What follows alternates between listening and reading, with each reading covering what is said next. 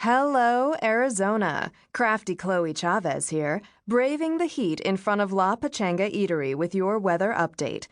It's already 98 degrees on this otherwise lovely Phoenix August morning, and it is time to break out the ice cubes because we'll hit 110 by this afternoon.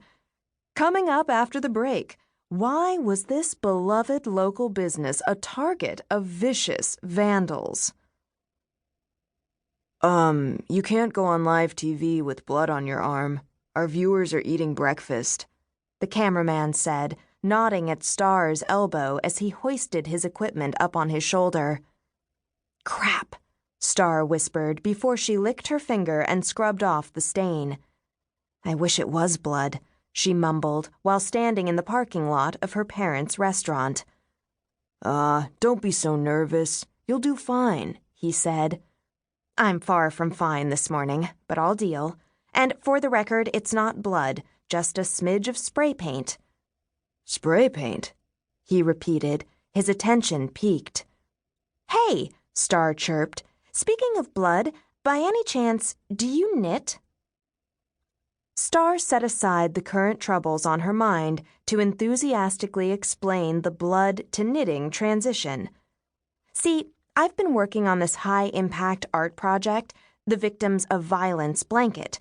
It is dedicated to those who have been wrongly hurt all across the world. I want to get as many people as possible to help create a ginormous knitted blanket to represent our unified offerings of comfort and warmth. I feel that if we all just came together in the name of peace and love— I don't knit, he deadpanned, cutting off her passionate plea. You're live in less than 3 minutes. Star shoved her arm into her limited edition Tokidoki messenger bag that was slung across her chest and fished for her cherry lipstick. It's totally cool if you don't know how, she said as she retrieved it. She whisked the color across her mouth and then wiped the sweat from her neck with her other hand. It's not about technique or even knitting itself. It's about the intention. Each stitch is original and represents that person's energy. That's what makes it art. Art that matters. Not silly crafts that Crafty Chloe does. The Victims of Violence Blanket Project could change the world. We're outside, sweating like pigs in a sauna, and you're talking about knitting? At least it's for a good cause. Almost done? Actually, I haven't started. I don't know how to knit either. I'm more of a visionary type. She raised a fist, shrugged, and grinned. But I have hope. All I need is to find the right person to partner with, and I'm on my way. Star mentally congratulated herself for being so perky and positive, despite her current off-color condition, which consisted of a guilt-ridden hangover and 87 minutes of half-sleep. Who was she kidding? Every time someone cornered her, she changed the subject to an endearing topic. It served as her cutesy defense mechanism. The cameraman didn't find her cute. He appeared as if he wished he had taken the evening shift, where they cover stories like trials, riots, murders, and football games, or any combination thereof. Live in 1 minute. Can you harness that hair? He barked. Chavez is territorial about her screen time, and your head'll take up more than half the shot. Sure. Hey, has anyone ever told you that you look like that actor Ving Rhames? He ignored her. Rude, Star thought.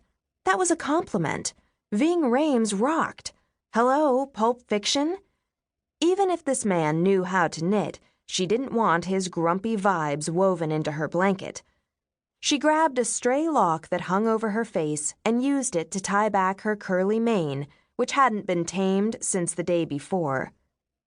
Meanwhile, a concerned crowd gathered in the parking lot to witness the damage to the property. Star looked at them and bowed her head. Oh God, this is really, truly happening.